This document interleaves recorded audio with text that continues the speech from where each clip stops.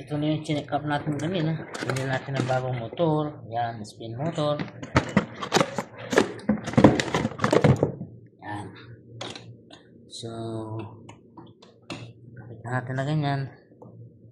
Kailangan pag bumibili ng washing machine na motor, spin motor, dapat tama sa watts sa capacitor.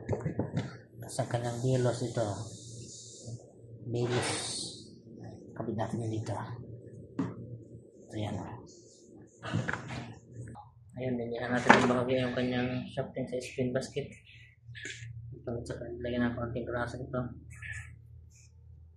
So, ayun. Lagyan natin kanyang bilos. Tapos na. Ito na lang. Kanyang brake. Napanda natin ang boss yan. Maandar na siya. Ayun, papatay natin ang switch.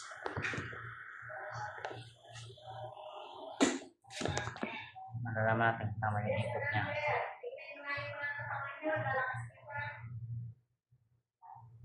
Ayun, tama yung ikot. Pero hindi umikot yung LC. So mga boss, ayun, okay na. Tapos na tayo. Mission accomplished na naman tayo. Yan. Matik na. Ano kaya sira, no?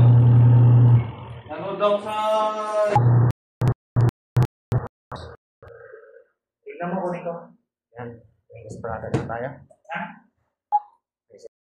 Ayan na yung customer ang papagawa.